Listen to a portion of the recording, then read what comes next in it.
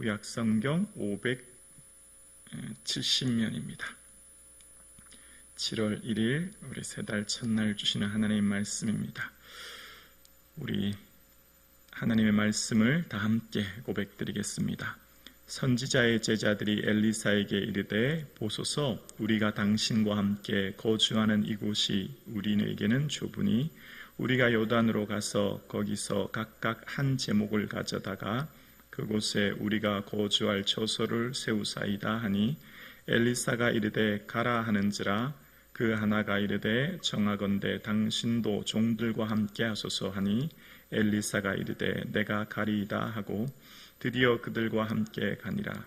무리가 요단에 이르러 나무를 베더니 한 사람이 나무를 벨 때에 새도끼를 물에 떨어뜨린지라. 이에 외쳐 이르되 아 내 주여 이는 빌려온 것이니이다 하니 하나님의 사람이 이르되 어디 빠졌느냐 하매 그곳을 보이는지라. 엘리사가 나뭇가지를 베어 물에 던져 새도끼를 떠오르게 하고 이르되 너는 그것을 집으라 하니 그 사람이 손을 내밀어 그것을 집으니라. 그때 아람 왕이 이스라엘과 더불어 싸우며 그의 신복들과 의논하여 이르기를 우리가 아무데 진을 치리라 하였더니 하나님의 사람이 이스라엘 왕에게 보내 이르되 왕은 삼가 아무 곳으로 지나가지 마소서 아람 사람이 그곳으로 나오나이다 하는지라. 이스라엘 왕이 하나님의 사람이 자기에게 말하여 경계한 곳으로 사람을 보내 방비하기가 한두 번이 아닌지라. 이러므로 아람 왕의 마음이 불안하여 그 신복들을 불러 이르되 우리 중에 누가 이스라엘 왕과 내통하는 것을 내게 말하지 아니하였느냐 하니 그 신복 중에 한 사람이 이르되 우리 주 왕이여 아니로소이다. 오직 이스라엘 선지자 엘리사가 왕이 침실에서 하신 말씀을 이스라엘 왕에게 고하나이다 하는지라. 왕이 이르되 너희는 가서 엘리사가 어디 있나 보라. 내가 사람을 보내어 그를 잡으리라. 왕에게 아뢰어 이르되 보라 그가 도단에 있도다 하나이다. 왕이 이에 말과 병거와 많은 군사를 보내매 그들이 밤에 가서 그 성읍을 에워쌌더라. 아멘. 할렐루야. 7월 첫날을 주님 앞에 나와 예배 드릴 수 있도록 허락하신 하나님께 감사드립니다.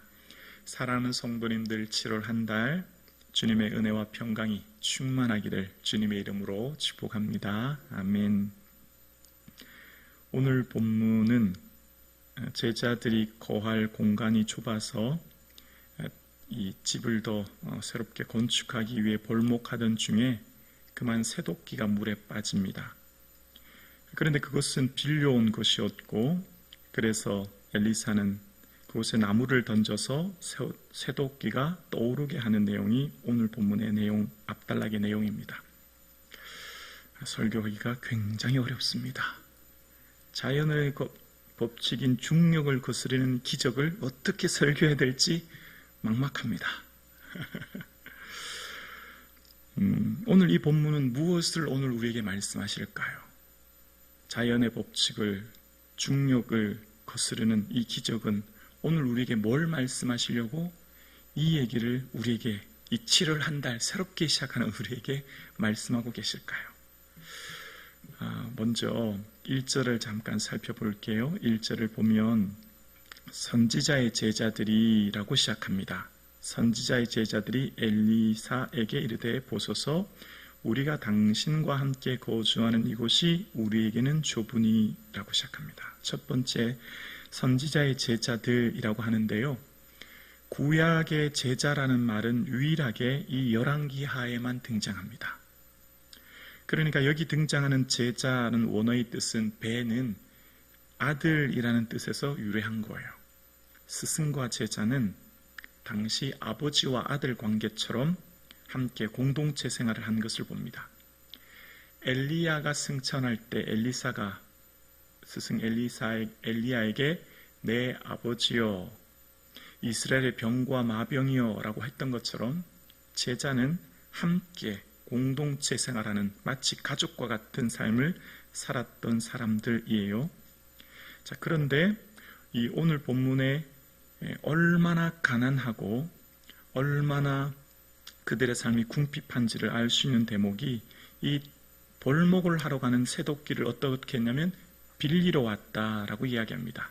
근데 이때 당시의 문화가 이 사무엘상 13장 이하에 보면 13장 19절 이하에 보면 아직 이 문화가 청동기 문화였던 것 같아요. 철공이 없었으니 도끼나 삽이나 도끼나 갱이를 버리려면 블레셋 사람들에게로 내려갔더라라는 말이 나옵니다. 그만큼 철이 부족했고 특히 쇠도끼는 굉장히 귀한 것이었음을 알 수 있죠. 그런데 그것을 떨어뜨렸으니 이들에게는 굉장히 큰 문제가 발생한 겁니다. 자, 지금 이곳에 등장한 선지자의 제자들의 무리는 굉장히 궁핍하고 가난한 사람들이었어요. 여러분 앞전에 기억나십니까? 먹을 음식이 넉넉하지 않아서 채소를 넣고 국을 끓이는데 들호박을 넣었는데 이곳에 사망의 독이 있나이다. 거기 독성분이 있다는 걸 알고 먹을 것이 풍족했다면 아마 그 국 쏟아버리고 다시 끓이면 되지 않습니까? 근데 버리지를 못할 만큼 가난했다는 거예요. 그래서 가루를 넣어서 해독해서 먹게 됩니다. 그만큼 궁핍한 상황. 또 지금 집을 지어야 되는데 만약 경제적인 상황이 넉넉했다면 다른 곳에 가서 멋진 집 하나 사면 되지 않겠습니까? 새 집, 넓고 편안한 집을 사면 될 텐데 그걸 지을 만큼의 경제적인 여유가 없었다는 것을 추측해 볼 수 있죠. 그리고 이전에 선지자의 생도들이 베델과 길갈 또 50명의 선지자라는 표현 속에 수십 명의 선지자가 제자들이 지금 이곳에 함께하고 있다는 것을 알 수 있어요. 자, 한번 생각해 볼게요. 하나님은 어떤 하나님이죠? 전능하신 하나님이에요. 조금 전에 수넴의 아이, 죽은 아이를 살리신 분, 나만의 나병을 살리신 전능하신 하나님이 우리 하나님이에요. 그런데 제자들은, 그럼에도 불구하고 제자들은 가난한 삶을 살아요. 좀 이해가 되지 않죠. 아이러니죠. 역설이에요. 웬만하면 풍족하게 멋진 집에 제자, 선지자의 제자 아닙니까? 생도 아닙니까? 그래도 번듯하고 멋진 집에 호화롭게 멋지게 지내면 얼마나 좋아요. 그런데 그렇지 않아요. 먹을 것 걱정해야 되는 만큼, 살 공간이 부족하여 도끼를 빌려야 하는 만큼 매우 궁핍한 삶을 살게 하시는 거예요. 여기서 생각해 보아야 합니다. 왜 그렇게 하실까? 이것은 예수님이 제자들을 보내실 때도 똑같은 원리가 적용돼요. 예수님이 제자들을 보낼 때, 제자들을 파송하실 때, 얘들아, 너희는 전대에 지갑에 금이나 은이나 동 가지지 마라. 두보롤도 필요 없다. 신지팡이 필요 없다. 아무것도 가지지 말라는 거예요. 그리고 너희가 머무를 합당한 집을 찾아가 떠나기까지 그 집에 머물러라. 무슨 말이에요? 쌓아놓고 다니고 풍족하게 가지고 다니는 게 아니라 그때그때 먹을 거 구하며 살라는 거예요. 이게 좀 이해가 안 되죠. 우리는 인간의 본능은 어떻습니까? 심리적으로 많이 쌓아놓고 축적해야 심리적으로 편안해요. 걱정이 없어요. 그런데 제자들에게 두보롯도 가지지 말고 전대도 가지지 말라 하니 그날 매일매일 불안하고 염려되지 않습니까? 근데 그렇게 살라는 거예요. 왜 그렇게 하실까요? 왜 이 선지자의 생도들도 이렇게 궁핍한 삶을 살게 하실까요? 여기서 하나님 마음을 좀 생각해 보아야 합니다. 하나님은 아버지십니다. 여기 본문에 나오는 제자들이 벤도 아들이라는 의미처럼 분명히 아들이에요. 아버지가 아들을 얼마나 사랑해요. 하나님 우리를 얼마나 사랑해요. 그런데 하나님의 사랑은 우리의 사랑의 방법과 조금 달라요. 우리는 내가 사랑하는 아들이 있으면 멋진 스포츠카 사주고 명품 가방 갖고 다니게 하고 수십억 아파트 사주고 그럴 것 같은 우리의 마음인데 하나님은 우리의 생각과 좀 달라요. 필요한 만큼 먹게 하시고 필요한 옷만 입게 하세요. 왜요? 매 순간마다 하나님만 바라보도록,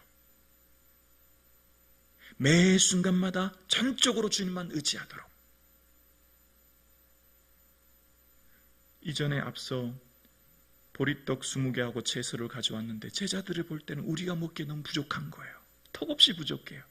그런데 엘리사가 말합니다. 줘 먹게 하라. 하나님 말씀에 먹고도 남는다 그랬다. 걱정하지 마라. 어떻게 됐죠? 제자들이 볼 땐 턱없이 부족한데 먹고도 남았어요. 뭘 기적 경험했죠? 기적을 경험하는 거예요. 일상이 기적이 되게, 일상의 순간이 기적인 거예요. 어떻게 새도끼가 쇠가 떠오릅니까? 중력의 법칙을 거슬러요. 일상이 기적을 경험하는 거예요. 일상의 기적을. 만약에 이들에게 모든 것이 풍족하고 모든 것이 다 갖춰졌다면 하나님 없이도 사는데 아무 문제 없어요. 하나님 찾지 않아도 돼요. 하나님 없어도 아무 상관없습니다. 그러나 그들의 삶의 당장 매 순간 주님 도와주시지 않으면 살아갈 수 없는 그 긴박하고 절박한 상황은 그들에게 하나님 살아계시는구나. 하나님 우리를 붙들고 계시는구나.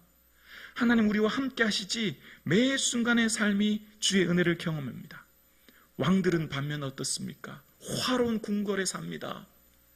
한 예를 들어보면 솔로몬은요, 하루 음식이 밀가루 30고루, 굵은 밀가루 60고루, 초장에 소 20마리, 양이 100마리, 그 외에 수사슴, 노루, 암사슴, 새들이 있더라. 엄청난 양식이, 하루 음식이 수백 마리, 수십 마리 소와 양이 그들의 음식이었어요.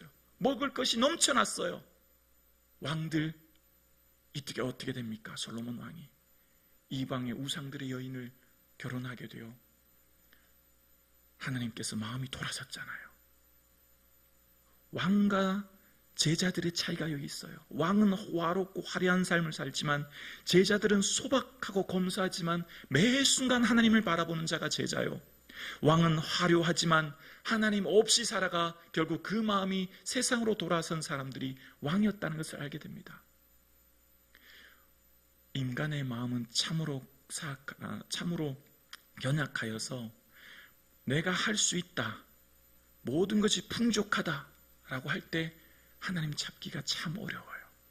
그러나 매 순간이 부족하고 연약할 때는 주님만 바라보게 되거든요. 하나님은 우리의 인간의 본성을 너무 잘 알고 계셔요. 그래서 우리는 우리의 매 순간마다 긍휼하심을 받고 때를 따라 돕는 은혜를 얻기 위하여 어떻게 해요? 은혜의 보좌 앞에 엎드려야 되는 거예요. 이게 우리에게는 오히려 은혜입니다. 아멘이십니까? 늘 주님을 찾고 구하며 주 앞에 나와 주의 은혜를 구하는 삶. 그래서 엘리사의 제자들에게도 걱정하지 마라. 그들이 먹고 남으리라. 필요를 채워주시고 모든 것을 함께 하시고 비록 넉넉하지 않아도 검소하고 소박해도 그곳에서 주와 동행하는 삶이 기쁨이요 하나님이 주시는 기적을 매 순간마다 체험하는 삶을 살도록 보여주시는 거죠. 7월 한 달이 시작되었습니다. 하나님은 전능하신 분이에요. 창조주 하나님이 우리 아버지예요.